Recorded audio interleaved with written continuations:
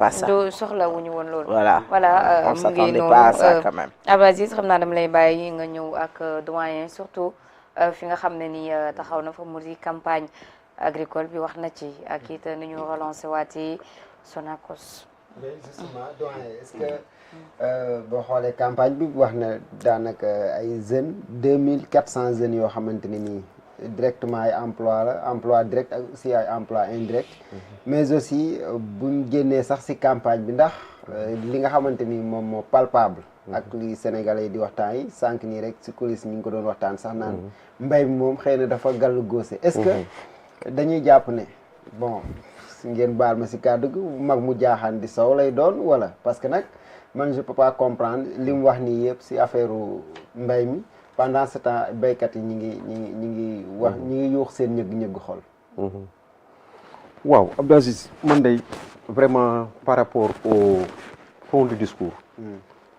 dama jàpp sincèrement que ni le président j'ai l'impression qu'il parle avec d'autres personnes dans un autre pays bu bokkul ak réew mi nga xam ne ci la ñu nekk muy Sénégal honnêtement moo tax li Ndeye Sow wax sànq ci forme bi dafay feeñ foofu mu la maître aussi wax parce que on a vu un discours bu nga xam ne il est dans la généralité sur toute la ligne évasif Voilà. sur toutes les questions amu ci dara loo xam ni am na ci rigueur scientifique boo xam ne employé na ko ci en termes de chiffres en termes de date en termes de voilà réception wala lu même promesse yi sax doo xam tout est vague n'est-ce pas te loolu nag li koy indi mooy li feeñ mooy effectivement c'est un régime bu nga xam ne aujourd'hui ba jusqu'à présent ils sont en train de chercher leur marque dafa feeñ bon dégguloo ci yi nga xam ne man bëggoon naa ko dégg te dégguma ko mooy sur les questions de santé par exemple la situation du pays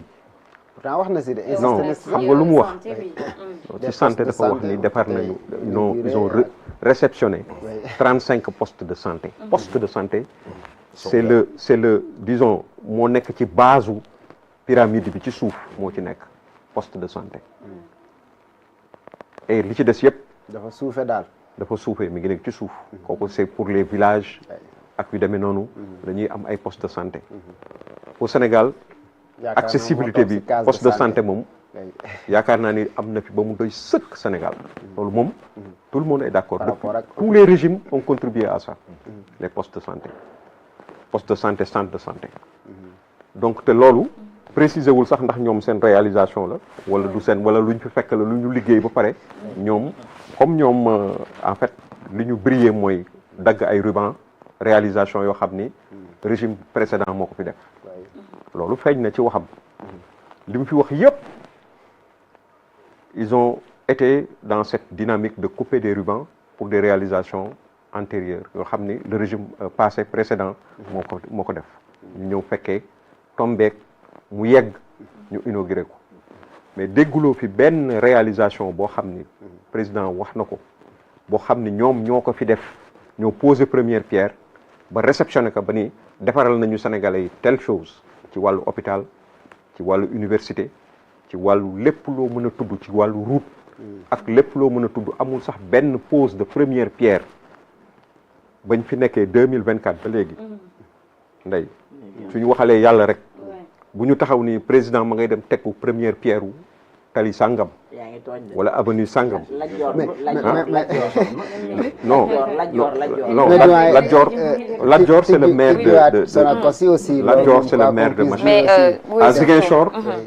nee na ñu teg nañu benn première pierre la continuité de la route xaw ma fan voilà mais c'est une continuité encore mais une fois lenn rek daal laa xam ni mën nañ ko ci vraiment féliciter ci loolu mooy au moins moom il revient sur terre en termes de reconnaissance de la continuité de l'État parce que xam nga ñoom li ñu leen remarqué li ñu xamoon ràññee nañ ko ci ñoom mooy ni toujours le nihilisme yi nga xam ne ci la ñu nekkoon maanaam lépp loo xam ni ñele ñoo ko def ñi leen jiitu dañ ko bëggoon a maanaam mëdd nga xam ni kenn du ci wax pour ñoom dara baaxu ci mais tey au moins mi ngi am moom honnêteté wu reconnaître que ñoom ils sont dans la continuité de l'État reconnaître nañu loolu waxoon na ko ba mu demee Ziguinchor dégg ngeen mu wax ko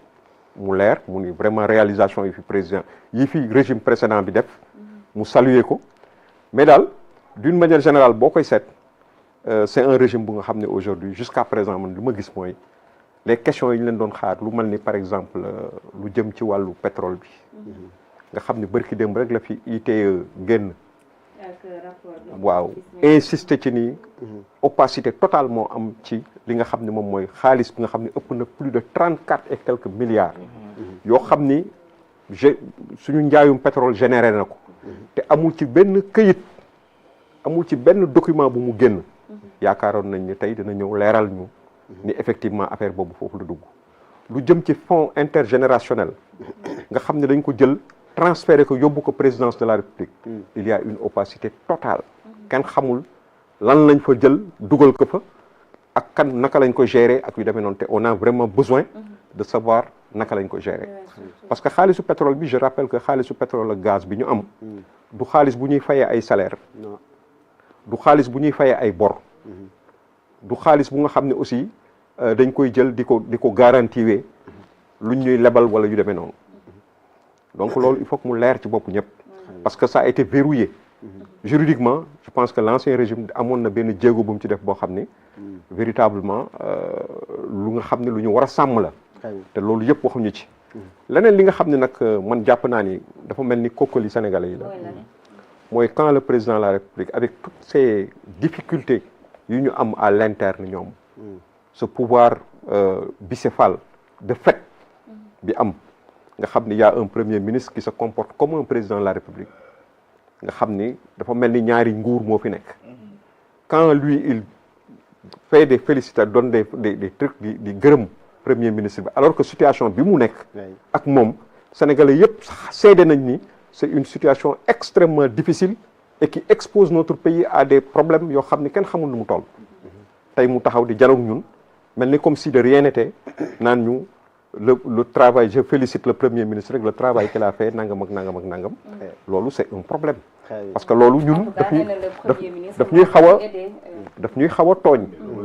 waaw dañuy jàpp ni quelque part daf ñuy jàpp ni dafa mel ni yëgul ni situation bi nga xam ni dëkk bi ñoom ils sont en train de placer ce pays dans des situations yi nga xam ni njort nañ ni la mun a indi ci réew mi du lu baax donc vraiment loolu dans un premier temps lu ma bëggoon a souligner la quoi pour wax ni vraiment dëkk bi li nga xam ne moom moo ci gën a am importance fi mu nekk nii mooy jàmm lu jëm ci aussi ci les libertés démocratiques ak liberté yi nga xam ne mooy les plus élémentaires qui sont bafouées je parle sous le contrôle de maître aujourd'hui addina si yëpp ñi ngi jóg taxaw même au niveau des Nations Unies ak yeneen ñi ngi taxaw di indiquer ni Sénégal dëgg li nga xam ne moo fi am lu mat a surveiller la lu doy waar la ci wàllu salfaañe ak yelleefu doomu aadama pour des délits d'opinion pour des gens qui disaient que ni dëkk bi normalement maanaam délit d'opinion ñu koy punir hérésie la tey ñu dem ba ci situation yi nga xam ne nit day commentateur day toog ci télévision wax ci ëllëg suñu jàpp ko tëj ci kaso bi ne ku mel ni Gadiaga gis ngeen ko fi ni mu demee ak ñeneen des gens yi nga xam dañ leen di jàpp sur des bases extrêmement légères par exemple affaire CENTIF bi ak nu mu tuddati le pôle judiciaire financier nga xam ne véritablement dañuy téye nit rek comme Ousmane Sonko ni mu ko doon dénoncer dañuy téye nit sur la base de voilà d'accusation yoo xam ne mën nañ la téye dugal la ci kaso bi pendant 8 mois 9 mois doog a toog di la laaj di la wax ni la lii lañ lay reprocher ak lañ lay reprocher maître je pense que sur le plan droit je l'ai dit ici plusieurs fois je suis du ma juriste mais jàpp naa ni présomption d'innocence aujourd'hui dans ce pays war nañ ko c'est un terme galvaudé parce que jàpp naa ni véritablement bu fekkee dañuy wax présomption d'innocence nit ki nga xam ne dañ ko téye ci lu nga xam ne kenn jugé gu ko dañu ni il est présumé innocent yaramam sooxe jàpp naa ni boo ko téyee ci kaso bi vraiment c'est une attitude criminelle voilà loolu daal bëggoon naa ko wax quoi. Aja dama ci lay laa ñu soog a dem ci justice bi. oui fu ma bëggoon ñëw ak moom